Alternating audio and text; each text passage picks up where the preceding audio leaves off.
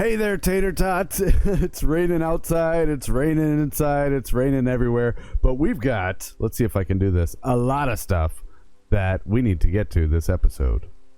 So before we get into our plans and projects for this episode, I did want to thank you so much for your patience and understanding since I had this crazy event this past weekend, and there was absolutely no way, guys, that I was going to be able to get a video done. It just wasn't going to happen. But I am happy to report, I have no clue where I am. Where am I?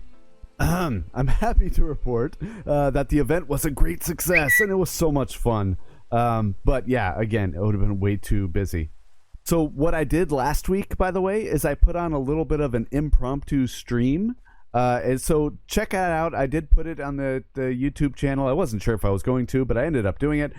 Check it out. It was fun. I think we started out, I was going to finish demolishing the Bastion remnant, and then we went to sharpening tools. Anyway, it was impromptu. It wasn't planned very well, and it kind of shows, but it ended in a little bit of a world tour. By the way, the whole reason we even did the stream to begin with was because all the folks that were on the Discord server were asking for it. They said, hey, wouldn't it be really cool if you did a little bit of a live stream just because you aren't going to be putting an episode out or something like that? And we did, and it was fantastic. Most of the people who actually participated in the stream in real time were from the Discord server. So with that, check it out. Check it out. It's not hard. I made it as easy as possible. All you have to do is go to chat.hatervader5.com and that'll send you straight there. It's too easy. It's too easy. Why aren't you there already? Here, I'll wait. Okay, now that you're there, let's move on. Before we get to our plans, though, I completely forgot, and why didn't you remind me in the comments? We have to get to our question of the day. So, our question of the day for this episode is, I'm light as a feather, yet the strongest person can't hold me for 5 minutes. What am I? Once again, I'm light as a feather, yet the strongest person can't hold me for 5 minutes. If you think you know the answer to this question, please make sure you put it in the comment section, and then I will let you know eventually if you got it correct or not. Now, let's go back down here, and we'll actually talk about our plans for this episode. It's largely going to be the same as last episode. The main thing that we're trying to get done is our zombie or villager zombification, purification station omatic 6000 kind of machine that we started in the last episode. But we have something else that we need to get to as well because, I don't know. I've been racking my brain so much. When it comes to, where are we? Here we are. When it comes to this entire project, and I've changed my mind on a lot of things. So before I get into that here, I think I should just show you. So let's come out here. Ouch. And we'll go over, yes, I just slept if you can't tell. We'll go over here to where we have this whole zombie villager thing that we were working on last episode. So, there they are, probably still breeding, which they don't need to because we've got way too many guys in here.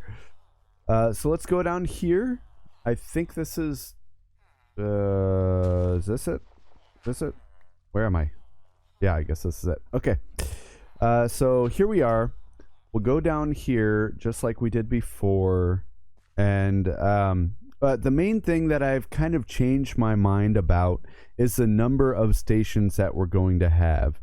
If you remember what we were talking about this in the last episode, I wanted to have 5 stations because at most it can take 5 curings to get these villagers to their maximum discount, right? But then I started thinking, because, again, if you remember, the reason that we chose a Fletcher was on the off chance that he might have an Arrow of Weakness as his final trade, which, by the way, is rarer than you'd think. I think when Iskal85 did it in Hermitcraft Season 7, what did it take, like 42 Fletchers or something like that in order to get it? He had a number, and anyway, go back and watch him if you want to see that. But then I was thinking, it would be so much more efficient if I just continued to use the splash potions because I can use them on more than one guy at a time, right? So I could have like 5, maybe even 10. I tried looking it up and I couldn't find any real answers, but I can have a ton of villagers in one spot and use one splash potion of weakness on all of them, and that would save resources considerably. So since we're doing that, I think what I want to do is I want to have some sort of chamber where I'm going to hold all of the villagers after they've gone through, each time. They'll all be in a spot kind of like this, so that I can do the really quick boom, boom, boom, boom, boom, boom, boom, go down the line and cure them. And then I want to be able to check them one by one to either put them back in the line over here on this side, if that makes sense, or move them on down the line because they're already at their max discount. So that's that's kind of what I want to do, and I haven't planned any of that, and I'm sure there's going to be a lot of redstone involved, like rail switching and that sort of thing. So yeah, without further ado, I guess we need to get into it. All right, everyone, science has occurred. Check this out. So if we look over here, I did, this is going to be, and by the way, this is going to look a lot better once we get done with it. Right now, I'm looking for function over fashion. So none of this from like here over has changed, okay? But what we do have is, as soon as this guy gets zombified, we'll push a button right here. He'll come up here. Yeah, I kind of want to keep this here. So, because if I just have one, I want to hold them in one spot. But if I'm doing a ton of them, I'll just push the button. He'll go over here to this powered rail. And this is where we decide. And theoretically, we can have like 4 or 5 of these guys, right? Just kind of stacking up right here. So that way we can maximize the splash potion of weakness. So then I cure them, boom, boom, boom, boom, boom, boom, boom. They get cured. Then I check them. I'll check their trades to see what the discount is at. If it's a max one, I can do this lever right here, and that will take them all the way down to the villager trading hall area.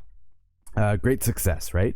However, if they're not ready, then I keep it like this. I push this button, and theoretically, I don't think I want to test it out yet because I want to get some more villagers in here, but theoretically, he goes down this way, comes through here, through this little tunnel, and then drops down straight onto here, which is exactly where we want him to be when we push this button and send him to go get zombified again. So we have control. We can control them and just do one at a time, which is what we want since we only have one zombie here. And the other thing that I fixed, if you remember in the last episode, as soon as he got to here, because of the way that it was set up, there was a good chance that he was going to take off back down in that direction again, which is exactly what happened to our first villager. So instead, as they come around this corner, he's going to come up here, hit his head on that, and then drop down to the first location right here, which just happens to be the same area where if we're sending a villager around again. So hopefully some of this works. I'm going to go get some more villagers from down there, and then we'll test it out. So as you can see, we've got some more villagers zombificated here. This first one, so that's the very first one we did. I wanted to separate him from the pack a little bit since he's already been cured. This guy right here decided he wanted to pick up some rail, which is fine. They don't all have professions. I don't believe these last two have professions, and I don't think I locked his in. One of these two I didn't lock their profession in, or their trade in, which is fine as well. The main thing that I wanted to test here is if I can get all 4 of them done with the weakness, just like this. So yeah, I guess I want to step back. The last time I did this, I kind of I got myself with it as well. So let's see if this is good enough, and I want to aim for like right in between these guys. So probably right here on that block. Maybe a little bit further. Anyway, let's try it. Let's see what happens. Okay, so it got me. I see it got me. Yes, yes, yes, yes. Perfect, perfect. Now let's do this. There you go. There you go. There you go. They're going to do the little shaky shake here for a minute, and then I'll get back with you. There, as you can see, they've all been cured. This gentleman here did give me the rail back that he stole. And yes, as you can see, these two did not have a profession. And I can't remember. Yeah, well, he doesn't have a profession either. That must have been the one that I didn't lock in. And his is locked in, so we're good. Yes, I remember getting the bricks from him. So good. This is actually going to work, I think. The main thing that we need to do is I want to give these guys professions who don't have them and make sure that they're locked in this time. This should take us that direction. Hopefully just one will go. I have no way. I guess we're just going to have to test it out, right? Nothing. That's fine. I'll just push the one guy. I'm okay with this part being manual for now. So go around, he'll come around there, he'll drop exactly where we want him to drop. That's perfect. And now I'll focus on giving him a profession. I didn't mean to throw that. So that way we can lock in the trades and keep going, get all of these guys down to the maximum discount. And I will consider that pretty much good with this for now, other than cleanup, of course.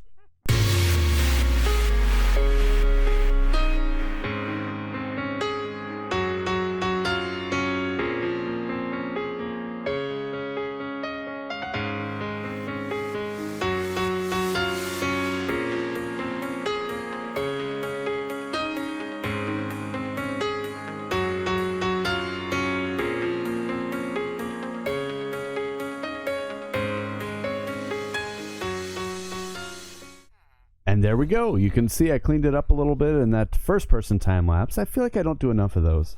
But as you can see here, I fixed some of this redstone a little bit. Before it wasn't going, and hopefully this will work. I haven't really tested it because we've got this guy over here still that I need to get a profession. But basically what it does, it's the same kind of rail switcher thing here that we had before. That'll take it that way. But theoretically, because this is on a hill, that you can't see, but there's a powered rail right under there, and since it's on a hill, if I push this, it should make it go that way, at least theoretically. Back here, at least until we get the tunnel going all the way to our villager trading hall, this will just be kind of the holding area for those villagers that are done with the process. Speaking of done with the process, we've only got one more splash potion of weakness, which isn't a lot. We do have some of the ingredients. Need to do something about mushrooms too. But we only have 20 spider eyes. But we do have a spider farm. So yeah, let's go check that out.